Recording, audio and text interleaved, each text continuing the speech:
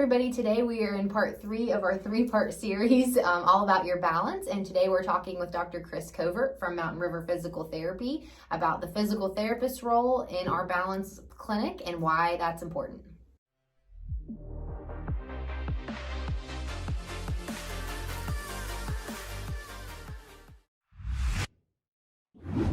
Hey everybody, I'm Dr. Michael Squires. And I'm Dr. Carly Squires. And this is Dr. Squires Squared. This is a channel where we have candid and casual conversations about anything and everything audiology. And if you don't know what audiology is, make sure to like and subscribe to this channel to get all of our new information and our content. And make sure to hit the notifications bell, and we're going to tell you all about it. All right, everybody. So like we said in our intro, we're going to have a nice conversation today with Dr. Chris Covert from Mountain River Physical Therapy. He is one of the physical therapists, the main physical therapist that works with us in our balance center, where we do vestibular assessment and rehabilitation. Mm-hmm. So if you're not sure what vestibular means, you need to watch part 1 and 2 as a precursor to this That's one. right. Yep. And without further ado, let's get right to that interview. Okay, everybody, we're here with Dr. Chris Covert. He is a vestibular physical therapist working with us through Mountain River Physical Therapy here in our Balance Center. And we're lucky to have him here because he's going to answer some questions from the vestibular PT perspective. You've heard a lot about us talking about audiology, but it's nice to get another perspective on this. So, Chris, in your mind, when we talk about balance in general, oftentimes patients will come to us and say, well, I just didn't think that there was anything that can be done about this. You know, I'm getting old, and just kind of chalk it up to that. What are your thoughts about actually doing something about imbalance or balance issues? Well, I think it's a common misconception. I think it's probably a national problem, but it's definitely a local problem here in our area.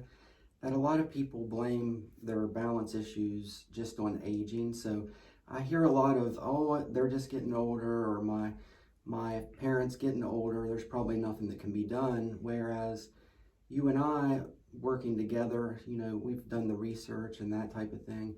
We both know that there's a lot that can be done for this type of problem. So I think one of my big things is trying to promote awareness that people can help their balance. And seeking out the right place and seeking out that care that they need. And they can have that discussion with their physician, their primary care provider. Sometimes it's an ENT, but it can be a nurse practitioner, a physician assistant, whoever is kind of leading their primary care role. It's when they have that discussion that their balance is not going well, they need to know that there's something that can be done about that. And it's not just simple aging. There are, of course, things that decline a little bit with aging. Fortunately for the vestibular system, there's a lot of compensations and exercises and things that we can do to actually improve a person's balance. And especially if you have audiology and PT working together, looking at it from a couple different perspectives, we can work with the primary care physician, the ENT physician, or whomever the physician is. We can work with those people and come up with a plan of care that will help improve people's balance. And I think you said something there that was really important, in that finding someone that specializes in balance. I have found, at least in our field, that there are a lot of people who dabble in it. They'll do the testing, but maybe they don't have appropriate follow-up plans, or maybe they do part of the testing, but not all the testing. So having a really comprehensive look and a really comprehensive report back to your physician will make the outcome's a lot better. So yeah. Talk a little bit to the effect of, like, when's a good time to look into seeking treatment or seeking help with a balance issue? Well, some of the things that come up frequently, in my opinion, are getting up and down from a chair. Some of those even basic daily activities, sometimes people, they start to, as soon as they stand up, they start to feel a little dizzy, yeah. or like their equilibrium's off, or sometimes it's a little bit of room spinning. Sometimes it's just like the common word that I hear a lot is woozy. That's a kind of one of those maybe slang words, but you hear that a lot. Yeah. They're like, just as soon as I stand up from the chair, I get a little bit woozy, or I have to stand there for 5 or 10 seconds before I take off. That's a common complaint that often can be treated. That's another one that often gets pushed off as, I'm just going to have to live with this kind of problem. You know, I'm getting older, I'm getting a little bit woozy when I stand up. Oftentimes that's a vestibular problem, and oftentimes that can be addressed, like you said, by some specialized care. Now, if you do what I liked your word, kind of dabble in it, then sometimes you do more basic things, like, and not that this is not important, but for instance, like strengthening the legs. Right. In some cases, people can't get up and down from the chair because their legs are weak. However, the less recognized reason is it's a vestibular problem. So they get up and they're wobbly, and they'll either fall back into the chair, or they'll feel dizzy, or they'll feel uncomfortable starting to ambulate. So that's probably the more under-recognized reason that it's hard to get up and down from a chair and having issues like that. Leg weakness is the most obvious, but I'm hoping that more people will become aware that it can be a vestibular problem. There's also something that can be done about that. Because like you said, when it's not specialized care, sometimes it's just simple leg strengthening, which isn't wrong or bad care. It's just not as comprehensive or specialized as if you did some inner ear type rehabilitation with that. So sometimes it requires a multifactorial approach to treat the whole problem. So that's one big reason to seek out care that I think a lot of people can relate to. And then another one is just noticing that you veer off when you walk. That's another common one that I hear that people kind of assume they have to deal with. So if you're walking down a hallway or a grocery store aisle or something like that, and you feel yourself veering off, or you do that little stumble and you have to step to the side, that's usually not normal aging. Actually, probably never is normal aging. The large majority of the time you can do something about that. The instances where you can't do something about that are pretty extreme, like something where somebody actually has trouble with their, like a injury to their brain or something like that. That's not very common. So the large majority of people out there can do something about that through some adapting and some different balance strategies. And going back to your specialized care and also the collaboration piece, having those comprehensive test results allows us to individualize or customize the program to that individual. So we take that testing data, and then we can take also what the patient is reporting to us, such as the veering off during walking and things like that, and develop a plan for that. So I would say those are two of the common things: getting up and down from a chair, and then having difficulty with walking. And then lastly, I would say an example would be like bending over to get something out of a dishwasher or something like that. And then when they come back up with their head, they get a little woozy, and that makes people very nervous. And oftentimes, I hate to keep saying this, but that's another one that gets pushed off as you just have to deal with that. So yeah. I run into that quite frequently, where you bend over and pick up an object, come back up, you feel like your equilibrium's off, or you feel dizzy, or you feel spinning, or you feel like you're just not quite right. That oftentimes can be treated with vestibular rehabilitation as well. So I think those are some of the most common. There's some other less common, but those are some of the heavy hitters, I would say. Yeah, and that's really important. When we do our testing, we often ask people to describe their dizziness without using the word dizzy. So it kind of forces the patient to recategorize what they're experiencing, which helps us kind of separate it out. You know, is it a get up and go strategy that's the problem, or is it could it be a blood pressure issue, or something like that? And some of the things that you talked about there were compensation.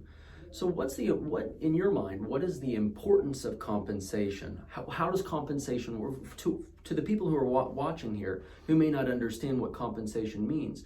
We're doing our testing to where we can find out if there is a weakness in the balance system. And in some cases, we can tell whether or not that weakness has been compensated for and to what degree, or not compensated for. So then we kind of turn that over to you. What do you do? And what does compensation mean? Well, compensation for us means you're leveraging the body's ability to adapt and compensate. And that usually means the central nervous system. For those that may not know, some are more aware of this than others, but our brain and central nervous system are pretty amazing, as you know. So it has a very, very good ability to compensate and adapt to things if challenged in the right way. So what we're doing when we develop a vestibular rehabilitation program is we're leveraging that body's innate ability to adapt and compensate, which usually means the brain. So also there's receptors in the feet, and they communicate with the brain very rapidly, and we can use that to our advantage when we're developing the program. So what that means is your brain will improve if you're doing the right exercises. So an analogy I use sometimes is if you have a weak arm or leg, you can strengthen that in some way. Now, when you do vestibular rehabilitation, the exercises look a lot different. That could involve something like moving your head in different ways, following objects with your eyes. So you're looking at the complexity of the system between the vestibular system and the central nervous system, and that involves head movements, eye movements, positioning your feet in different ways. So a big thing is getting on an unstable surface. So that could be as simple as like a foam balance pad. So it doesn't always have to be fancy equipment for that type of rehabilitation. That's something that we can also have the patient reproduce at home as well. So that might involve standing on a piece of foam or like a pillow. And the reason behind that is, as soon as you get on something a little unsteady, that equilibrium system, meaning the vestibular system, your brain, those receptors in your feet, they start communicating back and forth. So we're using that to cause the body to compensate. And the more you do that with repetition, your brain is so adaptable and it's compensatory that it can start to build up and build up. And then once it builds up, the person will start to say, well, I'm not veering off as much in the grocery store. I'm not stumbling like I used to. I can bend down and pick that piece of paper up off the floor, come right back up, and I'm going to use that word again, woozy. I'm not woozy anymore. Like you said, everybody has a slightly different word for that, like other than dizzy, but woozy just happens to be a common one that I hear. Just feeling off, or people will say their equilibrium's off. So that's where we leverage our brain's amazing ability to adapt and compensate to things. Yeah, and like you said, it's not; these aren't fancy exercises or complicated or anything. And a lot of people, I've heard a lot of patients say like it's like hocus pocus. It's like they don't actually feel like they're doing anything important, because they feel like they need to be like bench pressing, you know, at 500 pounds by the time the whole thing's over with. But that's not necessarily how the central nervous system compensates. Right. We still look at some basic things like strength or mobility, like can their ankle move enough, or are their legs strong enough, is their core strong enough. We're not discounting it. That's all super important as well. What we're looking at is that other component that often gets overlooked, which is the inner ear component. Right. So that's a component that can be the difference between an okay or mediocre outcome and a really, really good outcome. So I think in my opinion or my estimation, it's kind of a game changer, so to speak. So if you address that vestibular component with all the other physical therapy type stuff, such as strength or ankle mobility, those are other things that can cause balance issues. You screen that out. Oftentimes the inner ear component in our area especially, I feel like is overlooked a little bit. Right, yeah. So let's talk real quickly about an aging population. So many of the patients that we see, not all of them by any stretch, but many of the patients that we see are over the age of 65. Because that population has a tendency, in some of our previous episodes, and if you haven't watched all of them, you should. But in some of our previous episodes, we've talked about the risk of falls being increased with an untreated hearing loss. And there's a bunch of different factors that kind of play into the risk of falling. So talk about the risk of falls. What we know is that it is falling is the leading cause of injury and accidental death in the United States for people over the age of 65. So, I mean, that kind of sets the stage for the importance right there. But talk to me a little bit about fall risk, how you approach fall risk, and like what are the long-term goals other than just not falling, but what are the long-term goals as far as, therapies and compensation perhaps? Well, that's another area where I think the collaboration comes in handy, because audiology can look at things such as hearing loss in addition to the vestibular testing. And then we can look at things like, say, ankle mobility. So then you're getting a comprehensive look at the whole picture. You're getting the audiology expertise and the vestibular PT expertise, and you combine that all in together to look at as many factors as you can look at to reduce that fall risk. So fall risk, I think, is oftentimes, as you said, it creates a myriad of problems. But when you reduce it, in my opinion, the more factors that you can put in that patient's favor, the better the outcome's going to be. So if that's hearing loss, or if that's ankle mobility, or it's the inner ear or vestibular rehab that we've been talking about mostly today, the more of those things that we address, the better the outcome's going to be, the less the fall risk is going to be. The reason we care about fall risk is, I think there's several reasons. One of the big ones is injury, like you said, and then what those injuries lead to. So broken hip is a common example in the physical therapy world. So in our orthopedic clinics, we rehab, unfortunately, a lot of broken hips. Well, that's a very hard recovery for an older individual. I mean, they break one of the largest bone in the body, their femur, and it takes a while to heal.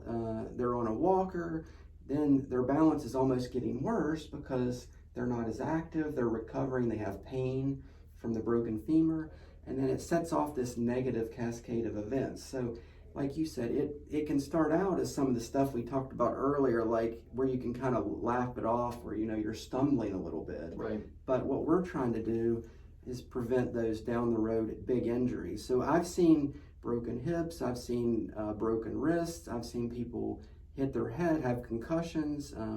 Worst case scenario is brain bleeding. That's not as common, but it's still one of those big, it's a risk. That's a big thing, falling and hitting your head, especially if you're on say a tile floor, a wood floor, something a little more slippery. So fall risk has all these things that can happen. Broken bones or fractures is a common problem with that. And that can lead to loss of independence. And a lot of our older population really wants to maintain their independence. And that's what we want as well. So we like to keep people doing what they enjoy. So that could mean playing with grandkids, living alone if that's what you desire, getting out and going to the grocery store on your own.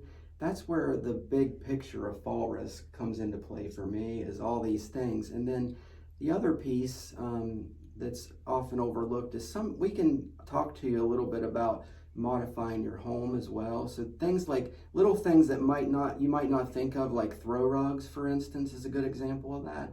You have all these throw rugs, and that often can trip people. Those throw rugs can get wrinkled up and things like that. So sometimes we need to just have a discussion about your home, not redoing your whole home, but making little small, simple modifications that don't require you to do a lot, but can be a difference between falling and not falling. Right. So, we don't need to call HGTV or anything. We just pick up the throw rug. No home makeovers, just small little adjustments that you can do to kind of reduce that fall risk. So I think our biggest thing, though, is what does that mean long term as far as injuries, loss of independence? Can you keep playing with your grandkids? Can you get out and walk your little dog? Little things like that. Things that we don't want you to lose the ability to do. And we know those things are important to people. Pets are important to people, grandchildren.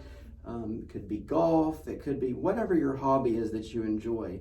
We want to kind of keep you doing those hobbies. And thinking even one step past that is when people reduce their activity level, due to fear of falling, then think about all the other health factors. We want an active population because depression, anxiety. You got all the mental health factors, and then you got things like weight gain, loss of muscle mass.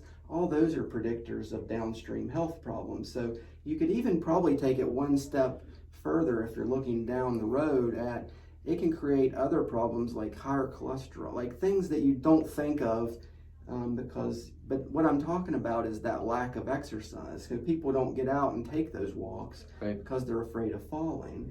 And then by not being active, their other health factors go downhill. Their labs with their doctor, they don't look quite as good because they haven't done any exercise. So that may sound a little bit extreme, but that's kind of how everything, in my opinion, ties together. And that's why fall risk is such a big deal to me, I think. Yeah, and for those of you who are watching here, I think what you're hearing is, we've kind of started in this narrow lane of imbalance or disequilibrium, but you can see that the window is opening a little bit to kind of the importance of what we're doing here.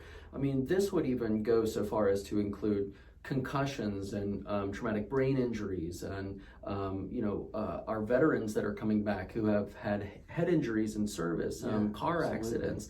I mean, this goes so far beyond just fall risk and the older population, sports injuries, that sort of thing. So what I hope that you all are taking away from this is, if you are having any of these issues and you're local here, give us a call. We might be able to help you far more than you've been able to either help yourself or had help in the past. If you're not local and you're seeing this somewhere else in the country, please reach out to your primary care physician and ask for a referral to a specialist.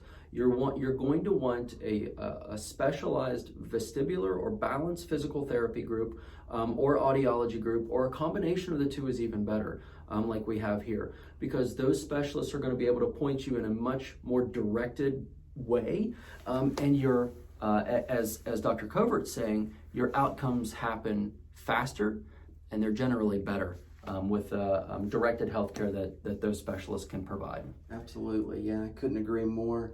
Get yourself out there and seek out the care that you need is what I would recommend. Don't just accept that you're stumbling or falling or having some of those problems that we had. Seek out the person, talk to your primary care, find someone. I'm sure there's someone in your area, like you said, that can help you out. You just have to, sometimes you have to do a little research and find out who specializes in that. Yep, great.